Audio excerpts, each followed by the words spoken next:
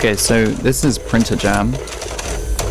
Printer Jam was a performance which I gave with a collaborator in Kalsruhe, Germany. We went on the train. We put two printers in a suitcase, and we went on the train from Rotterdam to Germany, and then performed at what is known as the Gulaschprogrammiernacht 22, which was the 22nd annual meeting of the, I guess, Gulaschprogrammers. Effectively, it's a bunch of very cool people who it's a big conference kind of organized by the Chaos Computer Club, which is like a big computer club in Germany.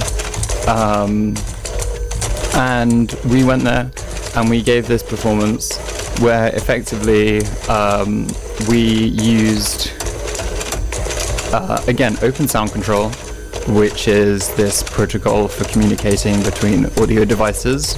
We used an Arduino, which is a microcontroller, so it's like a very small programmable board, which you can, which when you kind of, you tell it to send voltages through pins at high and low levels, and you can use it to, for example, control motors or LEDs or sounds out of, like, if you attach a speaker to it.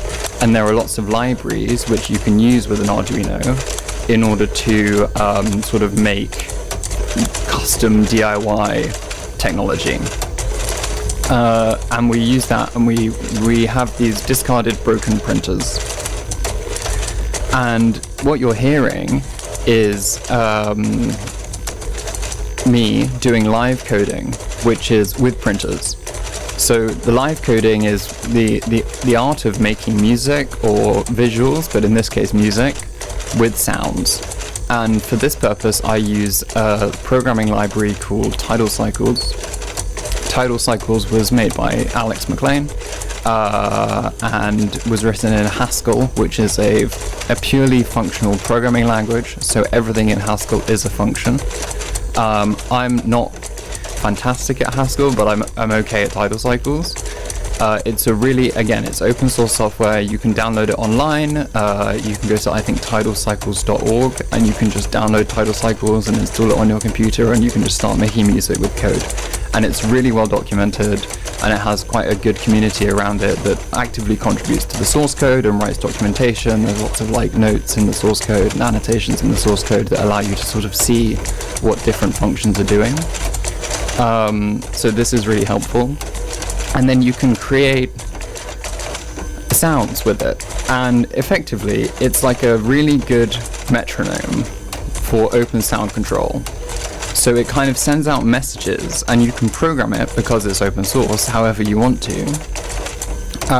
And effectively,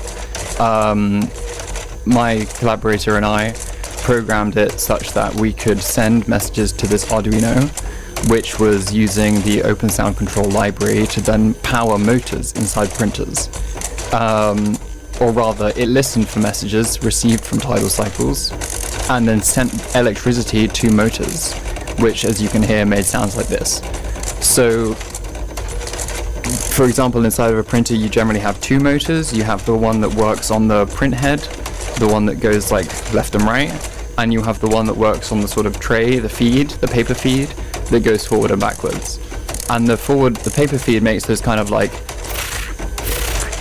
sort of sounds, and the print head is like more of the kick drum.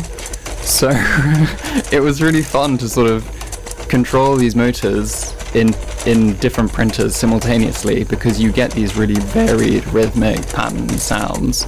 And that sort of summarizes how Printer Jam worked. People had questions afterwards. One person I remember asked us if we needed the printer drivers in order to make this happen, and we did not need any printer drivers. All we needed was the broken printers, because this allowed us to effectively